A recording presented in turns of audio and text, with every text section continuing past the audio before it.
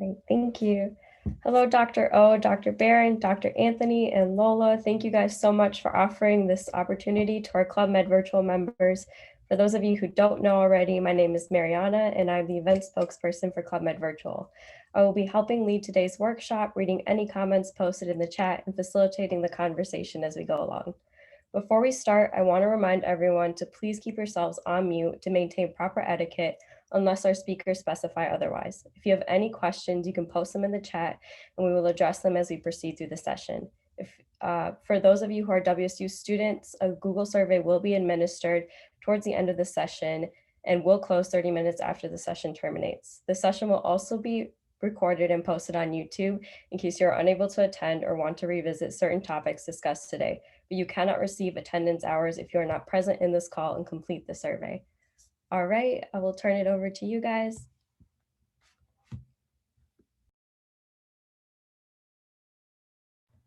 All right, so hello everybody. My name is Casey Ohanaja, or Dr. O. I'm a PGY1 resident and family medicine here in Detroit, Michigan at DMC Sinai Grace. I'm just hope that everybody can get something out of this.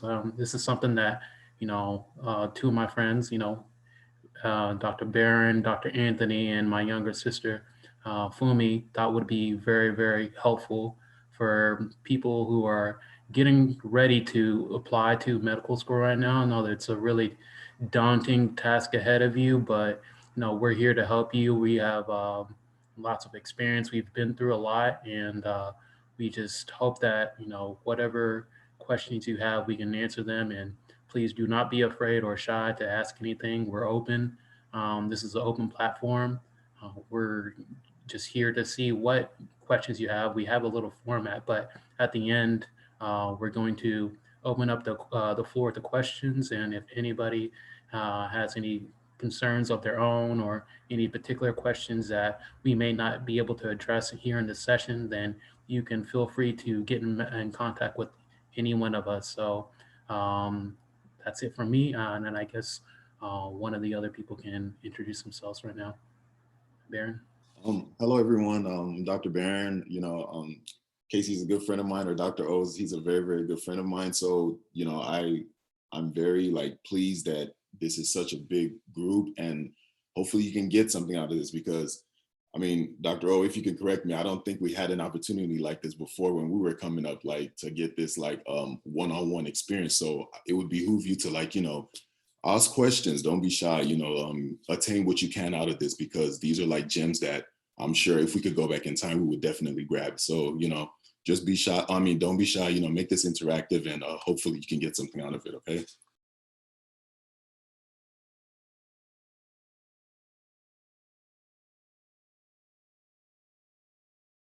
Fumi, you can introduce yourself. All right. Hello, everyone. My name is Fumi, and I'm a junior at Stanford University studying biomedical computation. Obviously, I'm also pre-med, and I'm here to answer any questions that people have about the Mcat since I took it this past September. But excited to see everyone.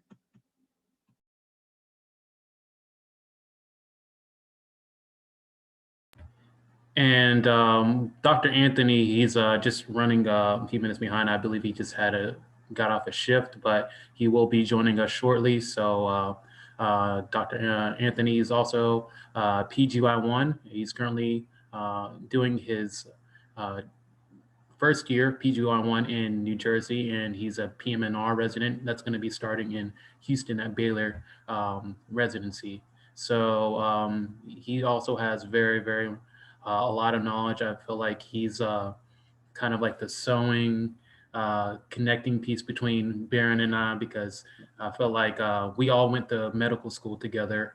We're all graduates from St. George's University. And, before I went to SGU, Dr. Anthony was the one who kind of gave me the whole spiel about medical school and what it is. And then, after that, I met Baron. We're all also from Texas too. That's another interesting thing. So we have a lot of different interesting experiences, and just do the medical school application process, and even right now going into residency. So yeah, Dr. Anthony is definitely a very, very good resource, and he has his own page. So feel free to follow his page or any of our pages too, and he'll be here shortly. So without further ado, Mariana, you can go ahead and introduce the first topic that we're going to talk about. Yeah, sure. So the first topic would be if we're ready to apply. Yeah, so that's one of the most important things if you're, have to ask yourself is, are you actually ready to apply? No, not only like just mentally, are you ready to apply for like the rigors of medical school, but are you also like, is your application in itself, whether it be your test scores, your GPA, your extracurriculars, do you have all the things that are necessary to apply to medical school? And I feel like that's something that once people get to the end of their university career, sometimes people can get inside their own head, and it can be something that can deter a lot of people from even just applying to medical school, because you see all these different people who are coming from different backgrounds, different schools. They're doing these different types of like extracurriculars from research, and they're having these type of GPAs and MCAT scores. So, sometimes an applicant can kind of psych themselves out like, oh, okay, I'm not ready to apply. But you really have to be just honest with yourself and look at yourself as an applicant and see, okay, have I done everything that is necessary to make myself a strong applicant? If you're, there's usually, three types of applicants, right? So you have an applicant who uh, they went through all their pre-med prerequisites, and they barely passed. They're just barely passing. They may have gotten a decent score on their MCAT, and they really don't have very much extracurricular or research opportunities, or even like volunteer opportunities.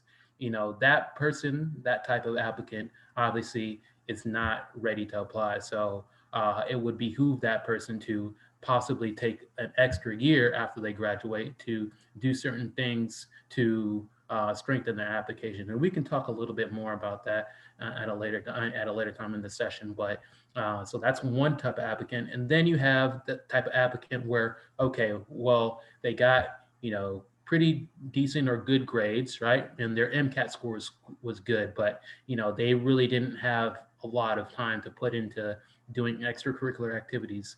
Then, that type of applicant would really just have to ask themselves, okay, what type of medical school am I trying to get into? Am I trying to get into one of these top tier medical schools? Because technically, if you have, a good GPA and good test scores, you should be able to get into a U.S. grad school. However, what the admissions committees, and we can talk about that also later, they'll try to level up different applicants based upon their extracurricular activities. So that's the second applicant. And then the third applicant is the one who, okay, maybe you went to either an Ivy League school or even just a regular university, and you got pretty decent to good GPA, anywhere from like a 3.5 and up. And you had tons of research experience. You may have even studied abroad, and you got either above average or average MCAT score in terms of the national average. That type of applicant, I would say you should definitely apply.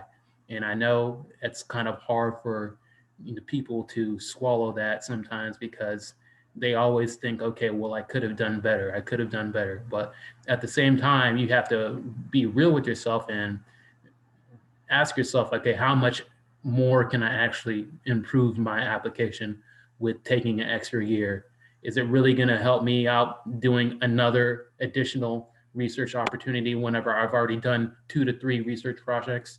Is it really going to help me taking an extra course, say in a post-bac program or biochemistry, when I've already taken all honors courses, or I majored in chemistry? you really have to be honest with yourself. So, and at the same time, you really have to look at yourself and see like, okay, well, I've been through this 4 years of medical school, very rigorous, or in terms of undergrad is also very rigorous, right? But medical school is a challenge in itself. So you have to ask yourself, okay, um, after I graduate, do I need a break, or am I ready to take on the obstacles of medical school and, be in that strong mental mindset and knowing that, okay, this is what it's going to be.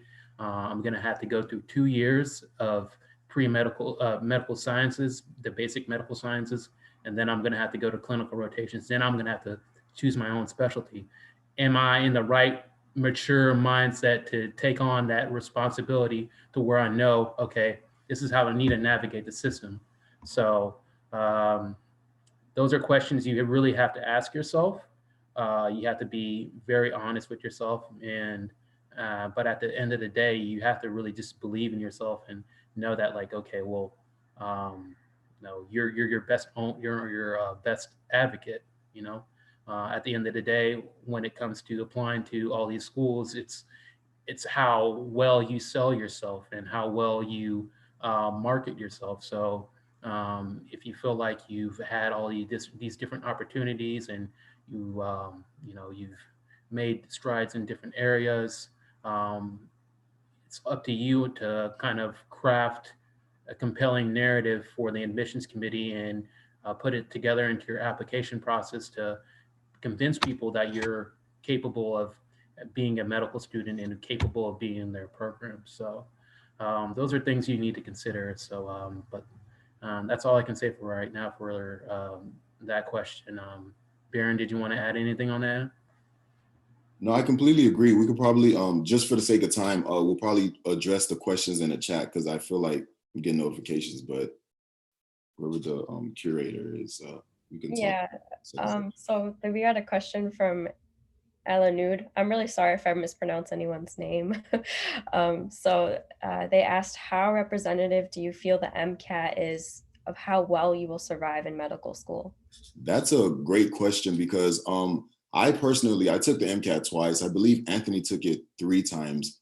Casey, I'm not sure how many times you took yours. Yeah, 4 times. So we say all that to say this, like, we're not your average students. Like, we didn't take it the first time and like, we just matriculated into medical school and everything was like lollipops and raindrops, but it was difficult, but also it was like, okay, we made ourselves make sure that we were in the right position for medical school too. So if that means taking the MCAT multiple times in order to get the score you want to put yourself in the right position, it would behoove you to definitely do that. Don't be ashamed that you didn't get the right score the first time. It's not the end of the world. You can keep progressing. But regarding it being representative, I don't think it's representative at all because we have colleagues that did excellent in the MCAT and they failed out the first semester. You can ask Casey, like legit failed out, like they're probably, an accountant or whatever, they just didn't make it.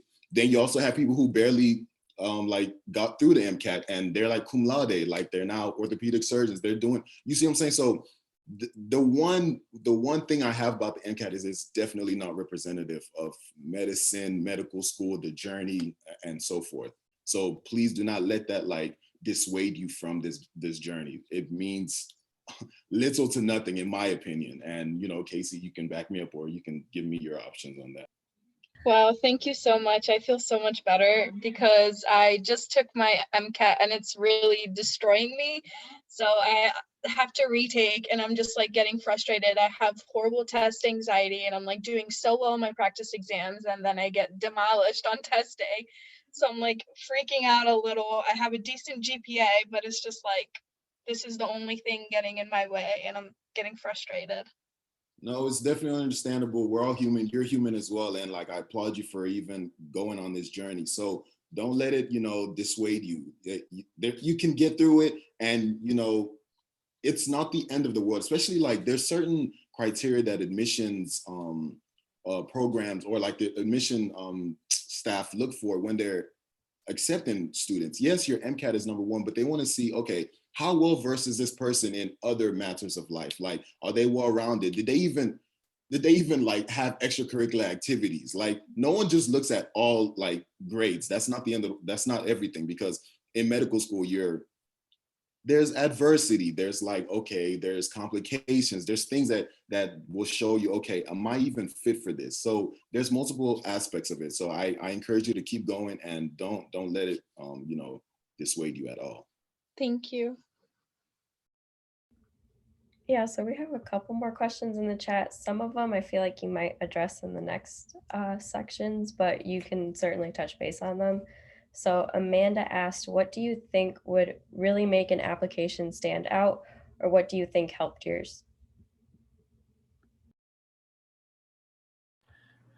In terms of what makes an application stand out outside of like just the basic bread and butter numbers, I think what the admissions committees really look for is like something that's very compelling, like a compelling narrative, or some sort of hardship or obstacle, or even revelation that you encountered on your journey going towards into applying for medical school that made you a stronger or more mature person.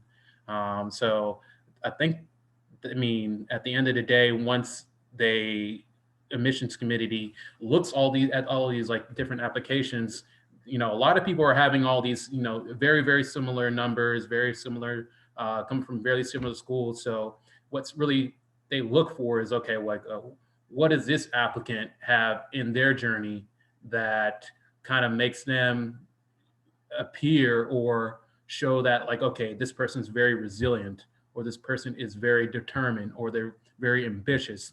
And those are the qualities that they're looking for, because at the end of the day, that's what you're going to need when you get into medical school. You're not going to, those metrics, those numbers, they're not really going to matter as much. As a matter of fact, even right now, you're seeing, the medical, like just like admissions and residency, even medical school, they're trying to move away from having test scores be a metric towards application. So I recently, even right now for residency, they just dropped out step 2 CS. And they're talking about step 1, which has been usually the major measure of getting into a residency. They're talking about that, making that a pass-fail exam. So really, I mean, they're realizing, okay, well, all these people who are getting into these programs and they're having these high test scores doesn't necessarily correlate to high top performance within these programs. So you really just have to make sure that you're finding your own narrative, you're finding your own I guess your own drive of why you got into medicine, and something that shaped and helped your perspective and made you more mature and more unique in that aspect. You just have to make sure you're setting yourself apart in that way.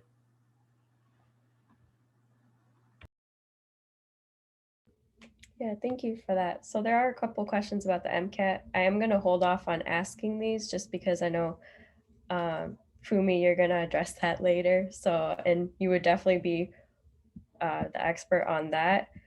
So someone did ask though, what advice do you have regarding discussing hardships so that you do not sound like a victim? That's wow, that's a very specific question.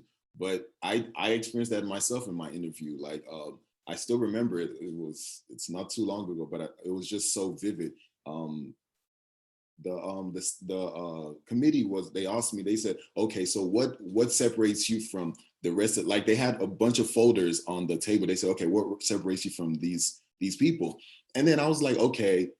And mind you, I've been like practicing my answers and everything in front of the mirror. I'm talking about for weeks at a time. Like, so I was like, okay, I already have this. But then I was like, okay, let's be honest. So then I started like telling them, okay, the situations that I went through. But then I was like, in no way, shape, or form am I trying to look like I'm a victim, because the whole essence of being a doctor is someone who, okay, in the face of adversity, in the face of like turmoil, okay, how do you react? You know what I mean? Like, okay, a patient is dying, they have like stage 4 metastatic cancer. Okay, how do you react to this? Are you going to be the one who buckles, or are you going to like formulate a plan to get through this with the patient or with the family. So it's about showing people not necessarily the most hardest thing you've gone through, but how did you like adjust to it? It's about readjusting, because in residency, for a fact, you'll be tested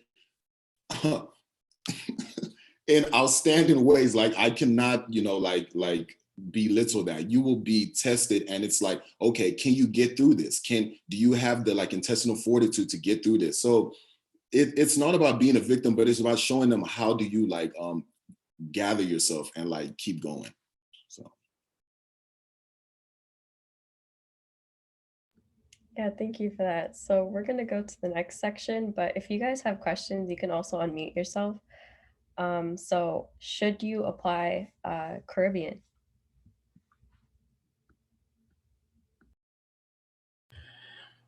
That is actually a very, very good question.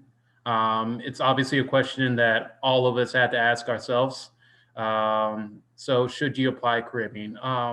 Well, there's multiple layers to that question. For the first thing you need to ask yourself is, have you exhausted all of your resources? Have you exhausted? Have you done everything you can to improve your application? I would say you should at least apply, to a U.S. medical school in the application process at least 2 times before even like considering that. Although we all went to the Caribbean, all right, we went to St. George's University, which is one of the better Caribbean schools. I mean, we had we learned a lot. It prepared us for what where we are right now. I won't speak against that because hindsight is, you can say hindsight is 2020, but at the end of the day, it got us to where we are right now. So it's an excellent school. So for anybody who doesn't really have very many options, I would say that definitely consider that. But at the same time, you really have to look at it. Okay, well, there's so many different obstacles that you're going to be facing if you go to a Caribbean school. Number one, if you're applying to residency, U.S. Residency programs prioritize U.S. graduates over Caribbean or international foreign graduates. That's a guaranteed fact, and programs will let you know that straight up. So there's no way around it.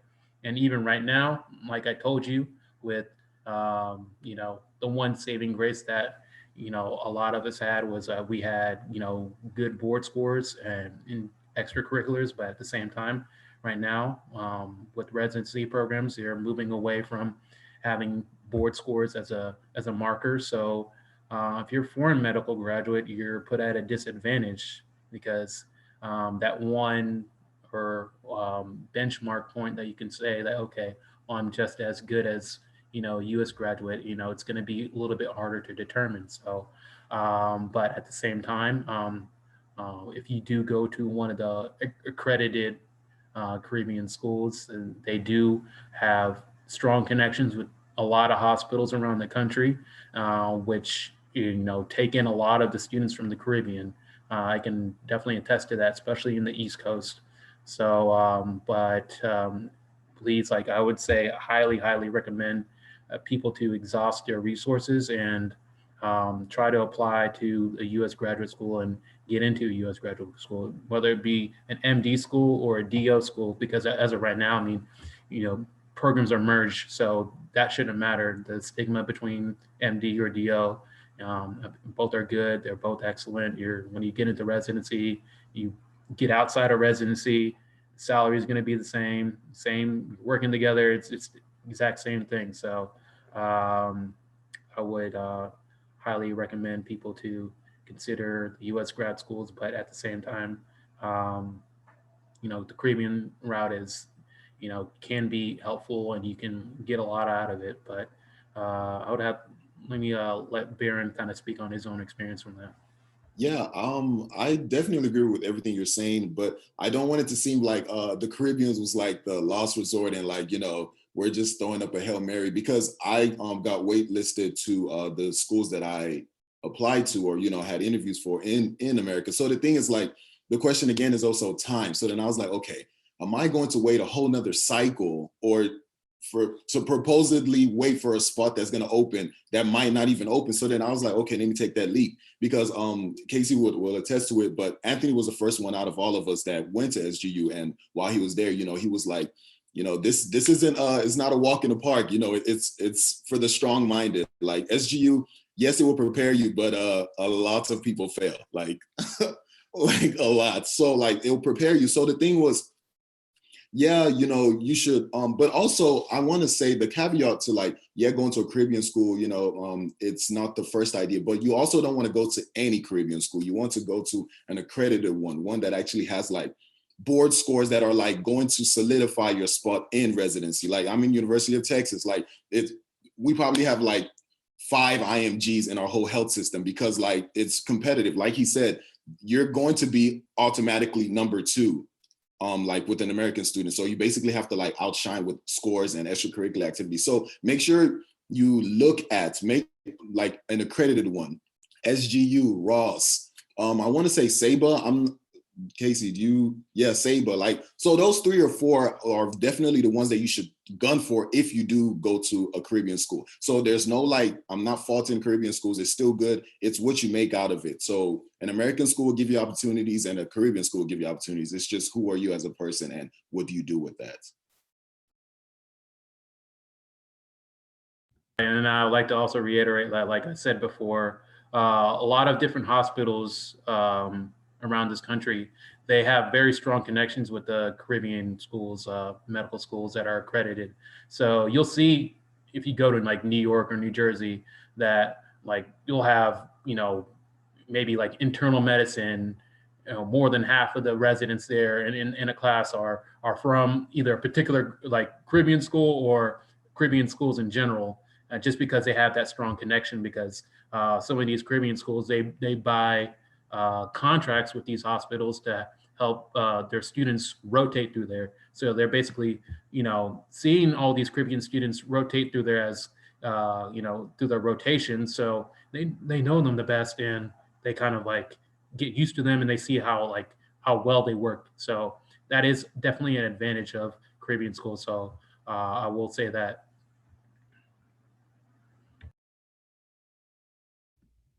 All right, we have a lot of questions in the chat, but if anyone has questions specific to the Caribbean schools, I can address those first. But someone did ask, Hadir asked, what is the first year of medical school like? Wow, it seems like it was so long ago, but it wasn't, because I graduated in April. But the first year of medical school, it's anatomy heavy, very heavy, like anatomy and like your basic sciences, like it's running it back. Like, let's say you took biochem in college, which is another thing. Definitely, like there's certain courses you should take in college, like leading up to medical school, and biochem is 100% essential. Biochem and biostats. I wish I knew that, but we move. So like those are the most important courses. Yes, of course, anatomy, but like this is a different kind of anatomy. Like you're breaking the body down. I'm talking about like neuro is its own section, like the body, like the systems are on their own section. But basically, just to culminate everything I'm saying, is like the first year is also like a make or break you, because they're trying to see, okay, how is this person going to like react with this much volume of information, like the small group. I don't know if it's called small group anymore, like, you know, like labs, like it's, or histology class. So it's like a lot of things that they're trying to test to see, okay, can you even get through this to even get to residency? So the first year is going to test you a lot, but like anatomy, biochem, biostats, those are like essential courses to take. And if you can get through that in college, that can definitely give you a leg up in medical school for the first.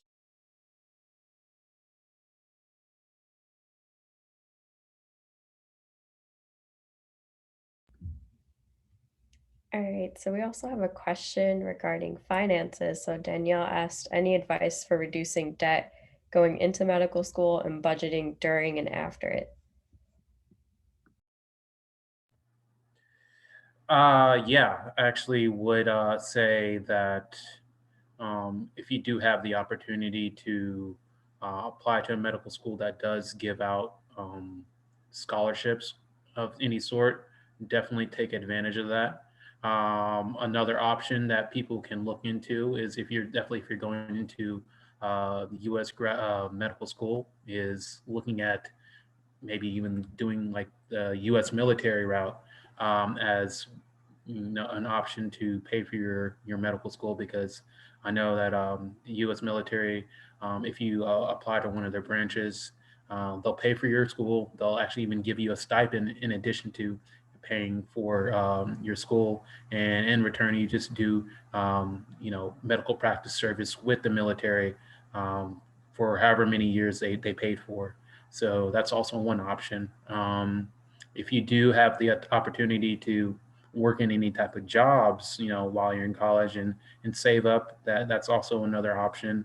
And if you can apply to schools that are within your own state, because if you're paying in-state tuition as a state resident, that's going to be definitely a lot cheaper. I know in Texas, I don't know what the exact cost is right now, but remember when I was applying, I think some of the schools, like the cheapest schools like Texas Tech, or the tuition was maybe around 15,000 Yeah. per year. So I mean, a lot cheaper than going to a private school, maybe like Tulane, where it's just costing you maybe 80 grand a year. So that's something that's going to be very helpful for you. And then once you get into residency, and you're having to actually repay back loans, and your loan payments are going to be a lot lower. You can pay them off sooner, maybe even pay them off like if you were really smart enough, like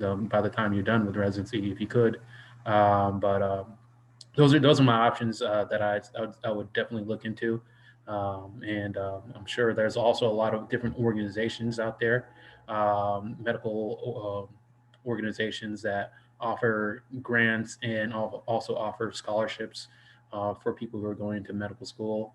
And so please do take advantage of that, and look into those options. So we do have more questions, but I'll move on to the next section. If you guys have questions as well, like everyone who's in the session, you can also raise your hand, because I know I will talk through the empty space just to make sure it's not quiet. But the next section, so understanding deadlines.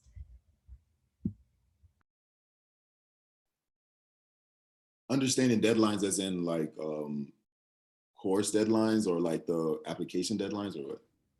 The application deadlines, sorry. Okay, it's all good. Yeah, that's definitely the most important thing that you should get out of this Zoom meeting, because that could be the difference between you waiting a whole nother cycle versus you being waitlisted, or versus you being passed up because for another I said resident, another applicant. So yes, even being on top of, like, let's say you have a like you're in a jam program, for like the actual medical students trying to get into medical school and stuff, like they always make sure you're 2 weeks ahead of like the deadline, or a few weeks ahead in general, because the thing is, you want to be on the top of the pile, because once that certain day hits and it's like 12 o'clock Eastern time or something, like the system, or the application system, can be like just flooded, and you can be lost in the matrix, or like in the algorithm. So you always want to be ahead, or like a few weeks earlier than late, because you can prepare for being early, but you can't prepare for being late. So yeah. Yeah, and to kind of piggyback off what you said is, as we know, like there's usually 3 different major application systems. You have the TMD, SAS for Texas. Then you have the Mcat, which is just a general medical school application system for, and then you also have the one for the DO schools as well. So I believe for TMD, SAS, applications open up around June. So if you can get your materials ready like around May for that, then I'd highly recommend that. And even for AMCAS, because I know with AMCAS, it doesn't really start opening until summertime. But if you can have your aim for having your application materials ready to be submitted by either late May, early June, that's going to put you at such an advantage over a lot of different applicants, because even if you have very good credentials, uh, it's these application systems, they're on a rolling admission, so they're reviewing the applications as they see them.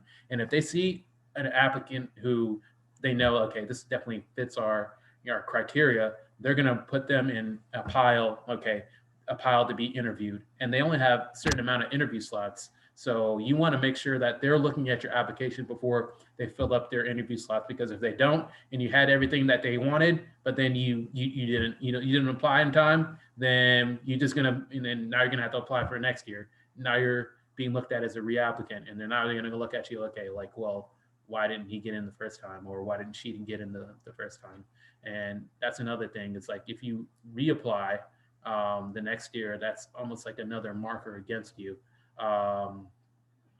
Because now within that year, you're going to have to show the admissions committee that you did something within that year that's was either productive or fruitful, or that made up for that time lost. So you don't want to be in that position. You want to put yourself in the best position as possible to succeed in the application process. So please, please, please do not apply late. Try to get there turn your application in as early as possible. If you can reach out to the people who are writing your letters of recommendation early and get them solidified, because I know that sometimes can delay people. They're having a lot of people asking for recommendations, and then they wait till the last minute and they're like, okay, well, I haven't written your recommendation yet. And then that can be one thing that's delaying them. And then also working on your personal statements, because these applications usually have a primary essays and then secondary essays. So if you can kind of get in contact with the school, even maybe some of the students, and kind of get an idea of what the essay topics are, so that you can kind of prep them beforehand. So because I know that sometimes when students they get into the midst of the school year, they get their secondary applications, and then they get really busy, and then they delay that too, because there's a certain amount of time that they want those returned in too. So keep those things in mind. Be proactive in this process. Don't delay, and just make sure you're just taking initiative and doing all that you can and utilizing your resources. Yeah, thank you for that. We have a question from one of our members. They asked, what advice do you have for someone just starting their pre-med journey?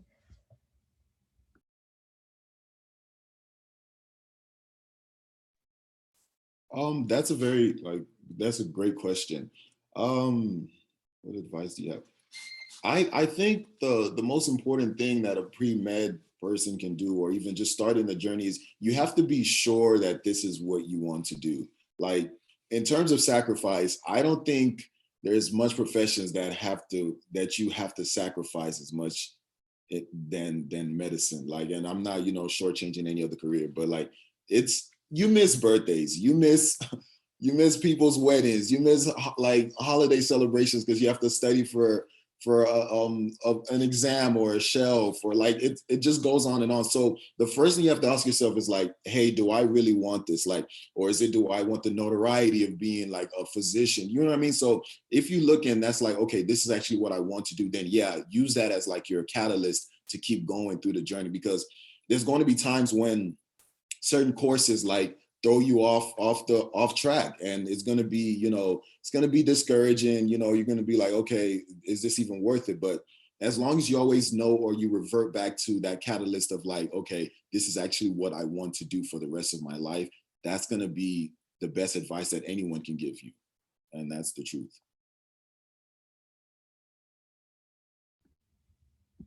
Thank you for that. So we have a question from Farah. I'm so sorry if I mispronounced your name. If an aspiring physician's goal is creating equitable medicine, what advice do you have for discussing medical racism, disparities, and lack of equitable resource distribution?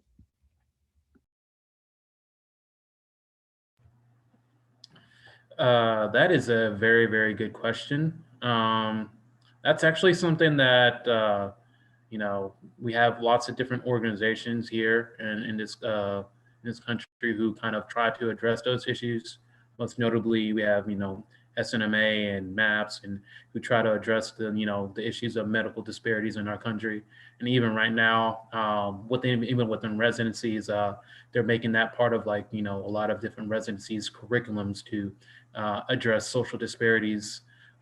So one thing you can do is, you can be your own advocate in this area and for the community that you're trying to address. That you can start your own initiatives. You can start your own, start your own groups to reach out to the communities, or maybe do your own research and or initiatives to address these issues. I know recently I was in it was like a didactic, and there was a physician out in I believe it was in LA, and he started an initiative in when he was in residency that reached out to different barbershops, and different African American communities to kind of raise issues of health awareness and you know screening and um, talking about different healthcare issues to kind of bring them into the medical clinic to have them be checked on and make sure that they're getting their proper medication and treatment. So even something like that, it doesn't have to be something that's already done. You can put your own creative spin to it, and make it your own initiative. So it doesn't have to be something that has to be started by organization or a program at a university. If you want to make it your own, then you can make it your own. So um, there's lots of different areas that you can look into, and lots of different things you can get into to address those disparities. So um, just be creative with it.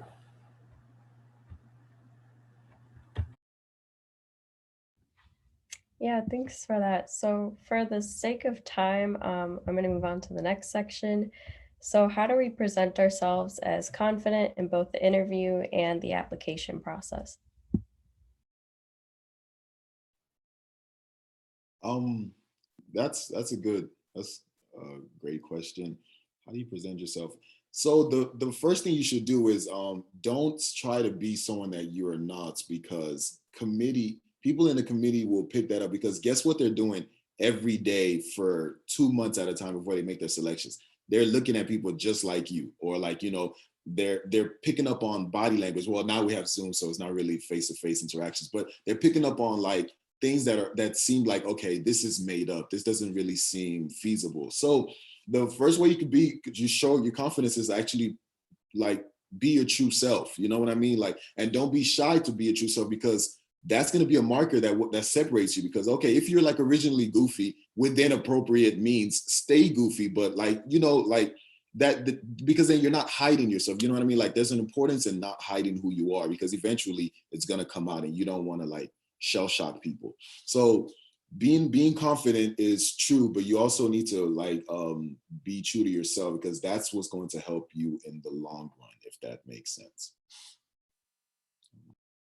Yeah, and kind of to add on to that, being confident is just overall just being sure of yourself, and being sure of yourself doesn't necessarily mean you have to know every single thing. You're still you're coming into a program, you're trying to be a student, right? So you don't have to know everything, but you have to be sure of yourself. You have to be sure of your experiences, sure of who you are, and you be confident in the fact that you've done certain things in your journey that you feel like you belong.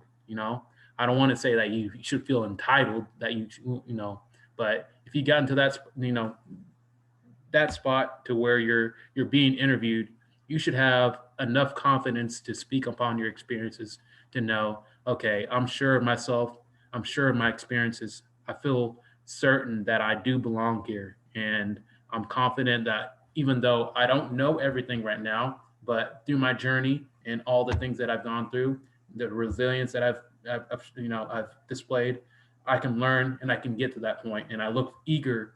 I look forward to getting to that point and being eager in that opportunity. So it's all about being certain and sure of yourself.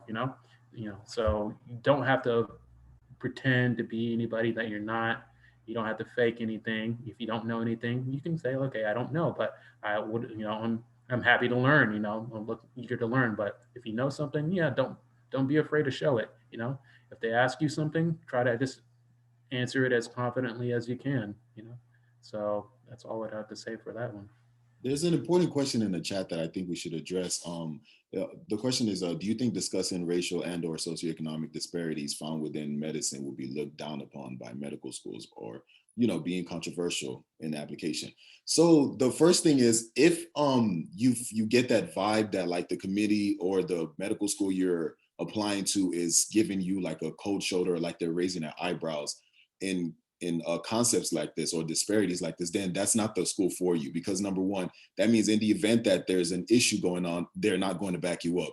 And that's completely discouraging to a person who's given their 4 years, they're all into this journey, beginning of their journey, and the school's not even going to back them up. So that should be a red flag right there. And I don't think that it would be honest of me to say, just like stiffen up and get through it. No, you should not like be in a situation like that. So you should always make sure, like a great question in the committee is like, or like in the meeting, in the interview is, you should say, okay, has a situation like this presented itself before? And if so, how did the school or the board or the staff address it? And that should be a guiding light, to how you should approach the situation. Yeah, because you want to make sure that the way that they're answering that question is going to display like how well they're going to be advocating for you as a student in their program, and how well you're going to be comfortable in that program. So I definitely would agree with that type of response. So we do have a question in the chat, but I know we had some questions earlier about the primary and secondary applications. So some people are wondering if you guys could give some advice on primary, secondaries, and interviews.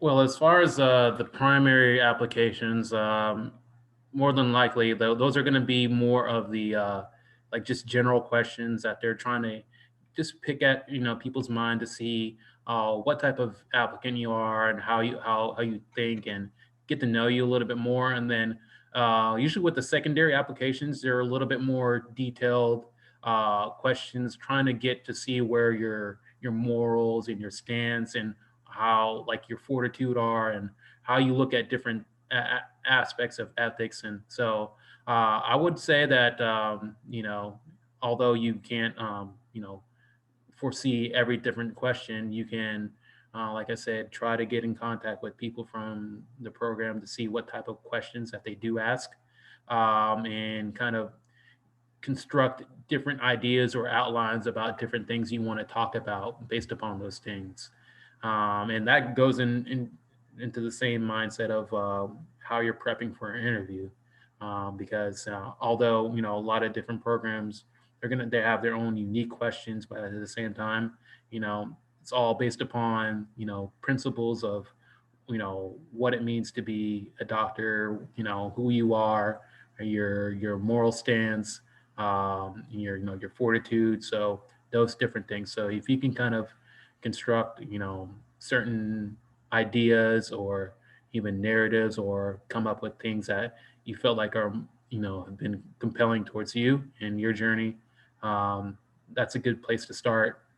And also, like I said, reaching out to people who are in that program and have gone through that process as well can give you a little bit more direction in that way.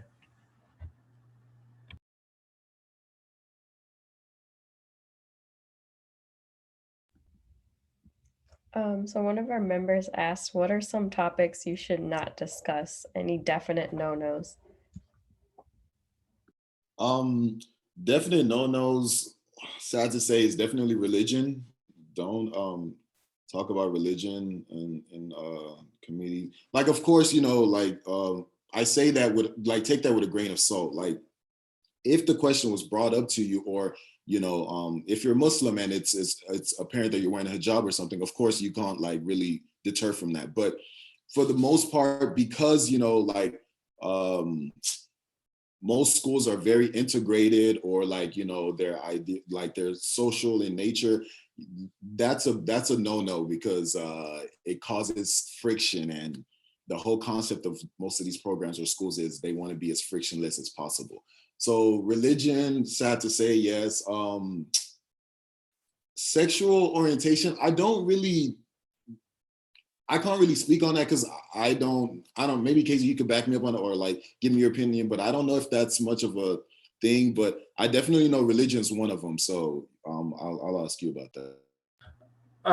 In terms of that, I mean, the only situation I could foresee that being like maybe appropriate to bring up is maybe if it's related towards like some sort of hardship that you faced, and then kind of you learn something from it, or it kind of related to the narrative of how you know wanted to be in medicine or something like that. But um, that's the only way I could see if you could probably construct that. But outside of that, I mean, I would kind of shy away from that.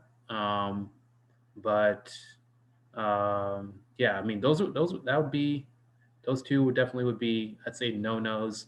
And I'm trying to think about anything else I would say that would be off limits. Obviously, anything um, showing any type of like anger towards like individuals, or any type of hate, obviously, towards a group of people.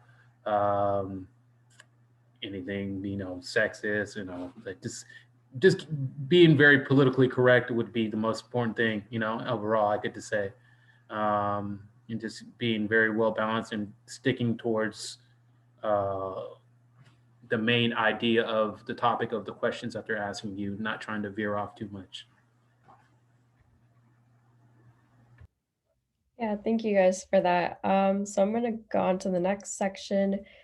What are admissions boards looking for? And also for this section, I'm not gonna take any questions just because we are kind of cutting into time. What are admission boards look? Again, it's basically going back to what we talked about before. They want to see the applicant's character. You know, like, yes, everyone is going to have similar scores. That's essentially, it's a race, like, or it's a competition. Like everyone, you have similar scores, so that's not really setting you apart. The defining characteristic is like, okay, who are you as a person? How do you gel with other people? Like, what's your personality like? Are you type A or type B? Like, even going into residency, like there's a lot of colleagues that I have, and you can tell that they were heavy, or they were being introverted versus extroverted, because then like when you need to pick up someone's shift, like it's very, okay, I say all this to say this, like it's very work related. Like, how are you working with other people? That's a big thing that it boils down to, because scores are one thing, but how are you in relation to like working with constructive criticism when like a professor tells you something, and like, like how do you like adjust to situations like that? That's what I'm trying to say. Yeah, so mainly they're trying to see how well your interpersonal skills are.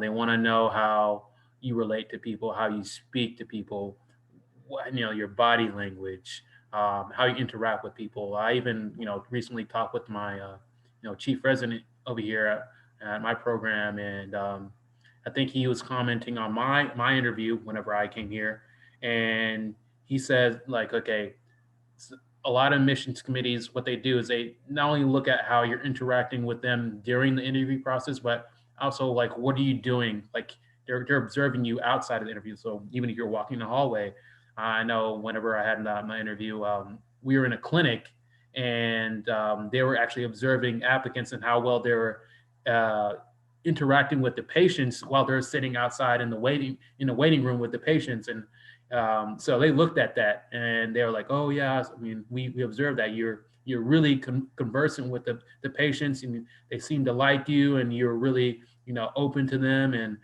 some residents, some applicants didn't really, talk very much, and it didn't really seem like they're very comfortable. So they want to make sure that there's a person, that they're getting that's comfortable in being in situations around people, right? And how to, address their concerns. You can be relatable, and you just fit in with the overall environment of the program.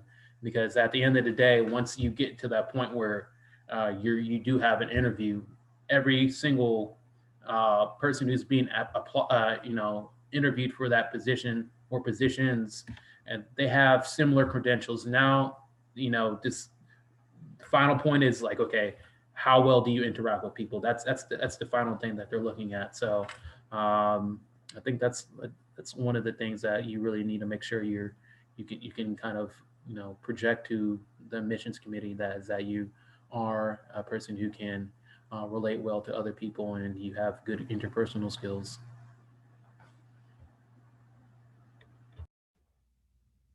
All right, so I'm going to open the floor to Fumi, and you can talk about MCAT prep advice because I know you did really well on it.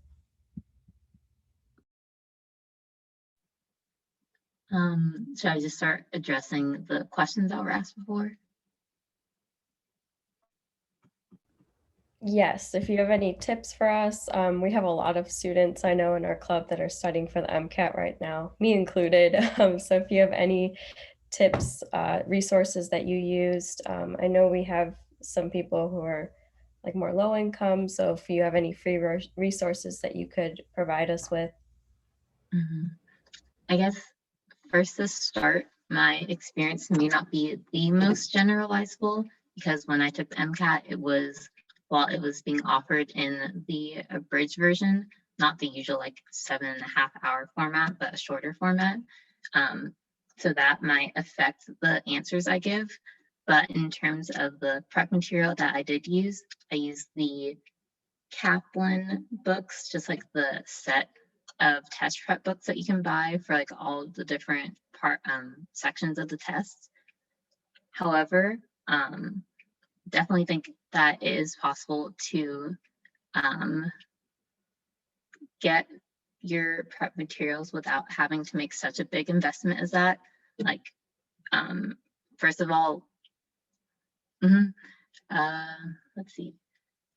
Another thing I can mention is that I actually did not take all of my prereq classes before starting my studying and like doing the MCAT.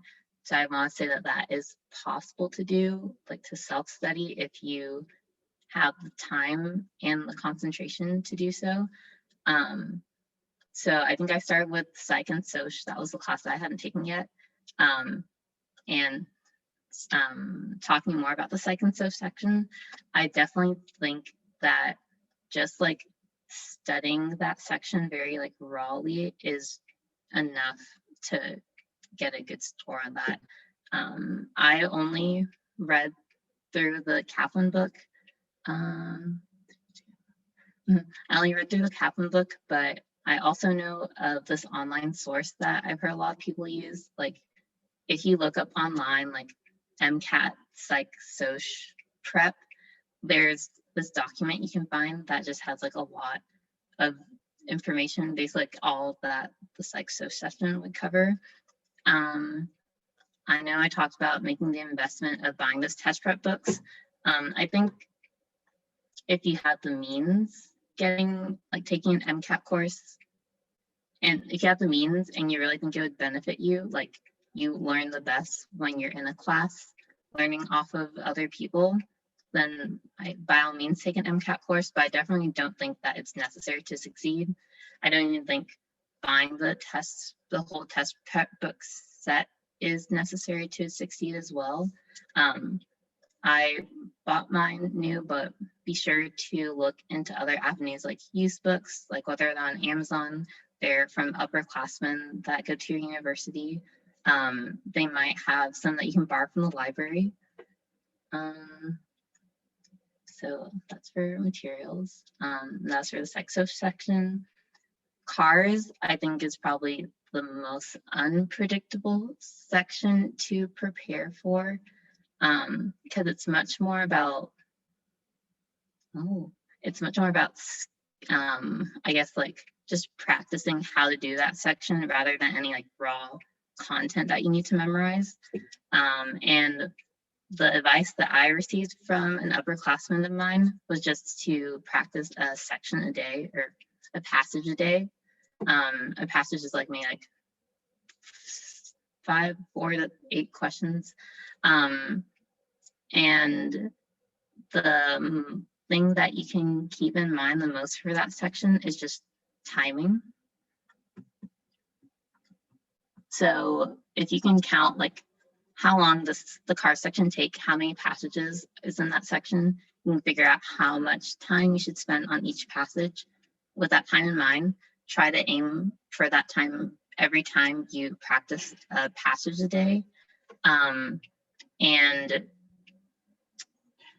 I guess going from there, you can think of like, oh, what skills can you improve if you didn't need that time? Or if you didn't answer these specific types of questions. I prefer to read all the questions really quickly. If any questions like pertain to a specific part of the passage, keep that in mind as I'm reading through the passage, and then go over the questions again. And then if I don't get through all of the questions in that time that I allotted for each passage, I'll make sure to save time at the end, maybe like 10 minutes for the end of the car section, so I can go through everything that I missed. Yeah. Oh, this is a good question. As I said, kind of talking about the other 2 sections now, I think I was, how do I say this? I found surprisingly that the biggest help in terms of my prep was just the prerequisite classes I took. So luckily for me, when I took the Mcat was right after I finished my biology sequence and my chem, orgo, biochem sequence, and physics, I guess. So I definitely think that having that knowledge right after, or choosing to study right after you just intaken all that knowledge helps to both like just like review what you just learned, which further reinforces your learning. And it's just like, it's something fresh on your mind. I know that usually people, but I do know that people usually take it maybe a little later after they've maybe like spread out their prerequisite classes more. So you wouldn't be at a disadvantage. I found that that helped me a lot. Oh, and for this question specifically about understanding passages with unfamiliar terms and experiments in the biochem section,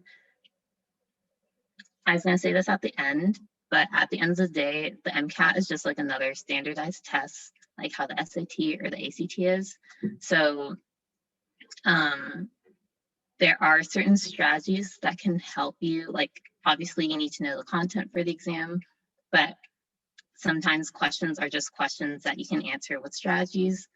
For these questions that have like unfamiliar terms and experiments, a lot of the times they may just be wanting you to be able to interpret a graph or interpret the results of an experiment.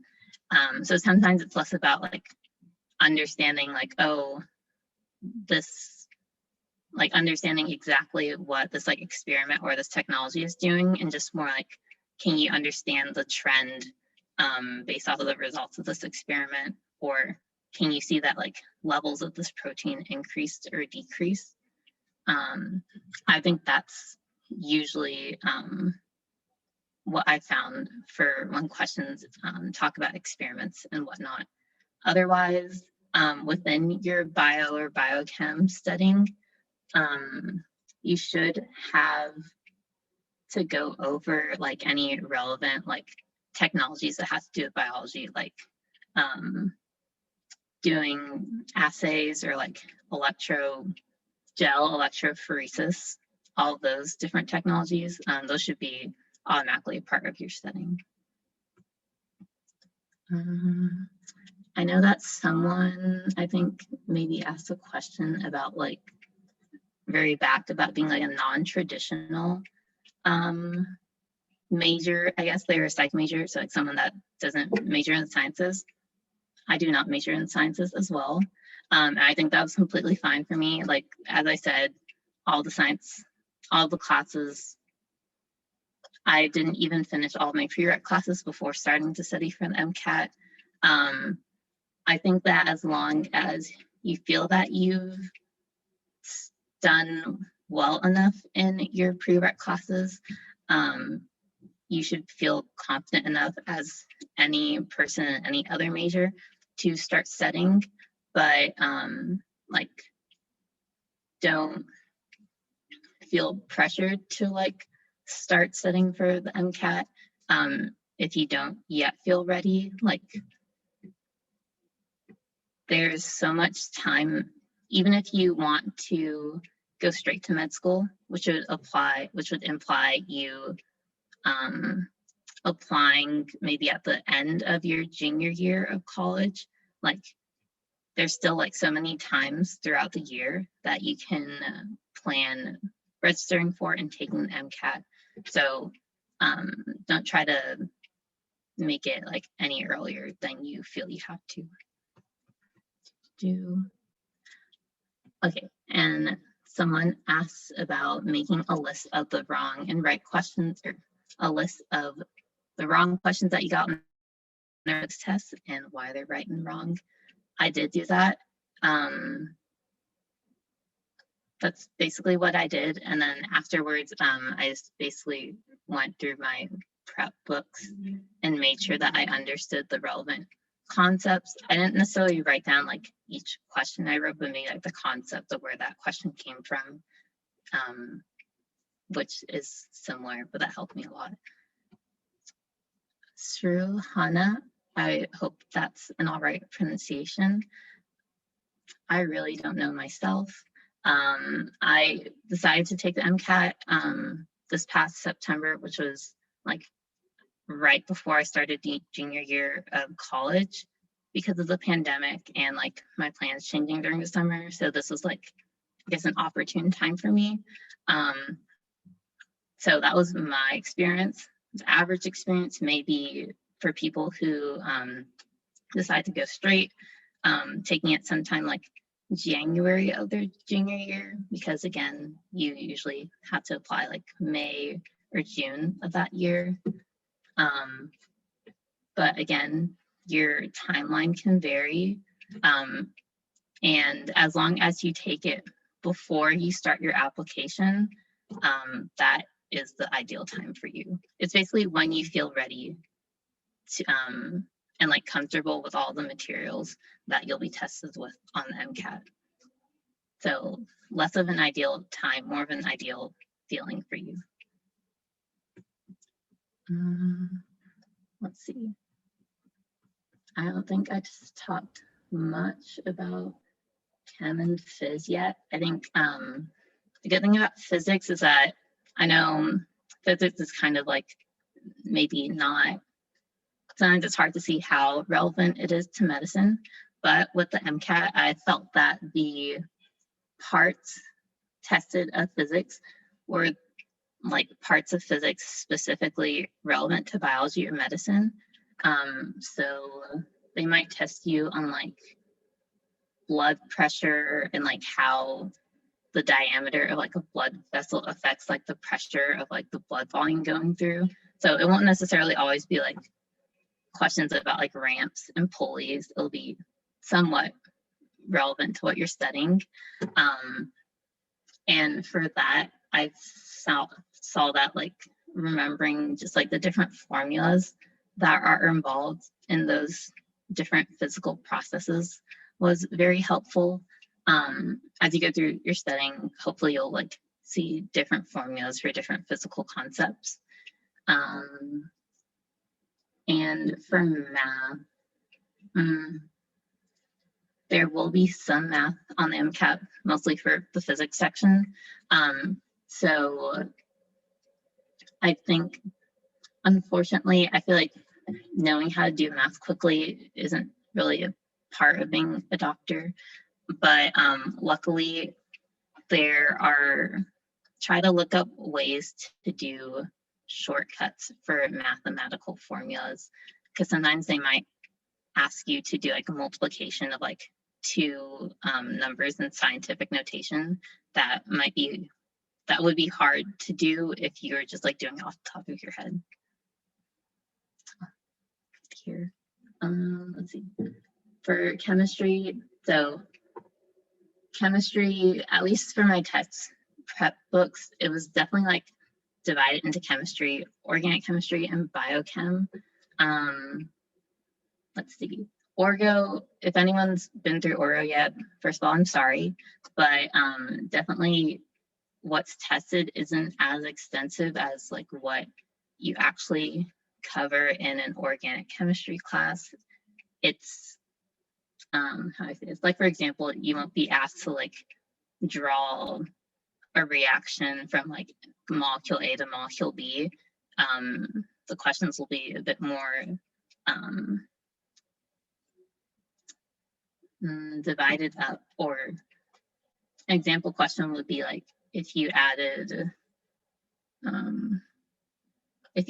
like this substance to this substance, like would it give you like a carboxylic acid or an ester, something like more manageable like that. That was my experience with Orgo. As for biochem, please make sure to know like everything about the 20 amino acids, their names, their 3-letter abbreviations, their 1-letter abbreviations, their pKas. I think that's all you have to know. It can be hard again to memorize a lot of things, but there are mnemonics out there. Trying to practice drawing them a lot can help. But again, even though I'm talking about all these in terms of test prep, a lot of these things you'll already encounter just like taking the classes. Like if you were to be required to, or just have the time to like memorize everything about the amino acids during your orgo or biochem or bio classes, like that will aid you during your actual devoted test prep. No, I've been like jumping all over the place, but I guess another thing I wanted to talk about was the timeline. For me, I was lucky enough to have just like a devoted period where I could study in a place that was very quiet for like months for my summer. I had the luxury of having study time like that, but I do know that people like have jobs, they might have to study during the school year and stuff like that. I think that also is completely doable. And my advice for that has just been to spend as much time as you need to doing content review. So going through content for all the sections, and then maybe like a month before you actually have to take your test, just like go super hard on practice classes. Because as I said before, the MCAT is a standardized test. And to do well on standardized tests, you have to like know inside and out the format of the exam. So once you know the content, be sure to practice like how the questions would actually look, how it feels to take a test online, because the MCAT you have to take it on a computer. Things like timing, like how questions are usually asked. So I think that helps a lot. And in terms of actual practice tests, I think that just I think I just took one every week leading up to my exam. I think the week before actually started, I maybe took a few during the week rather than just like on the weekends. But for the full length MCAT tests, I've heard that you should probably block off an entire weekend to take it. Like I said, the full length takes like 7.5 hours. So maybe one day to take the test, the other day to like completely review the test, which will take maybe longer than taking an actual test, unfortunately. What else? Let's see the questions. So for the sake of time, I do want to give the closing statement so that we can stop the recording. I don't know how long you guys will be able to stay after, because I know you all lead busy lives. Sounds good. Okay. Well, thank you guys so much for this session. I think our members got a lot of useful information today, and I hope to have a session again with you guys in the future. If you'd like to post your social media handles or links to your business endeavors in the chat, you can feel free to do so. So I know for those of you guys who don't know, they do kind of run a side business where they will do mock interviews for you, review personal statements and applications. And I would highly recommend, because I've actually seen Casey run an interview, and if you think you're prepared, they're really gonna test you. And also to our WSU students, so there is a link to the survey in the chat if you guys could fill that out. If you have any issues, please post them in the chat and an e-board member will address them. Also, thank you guys for being here today.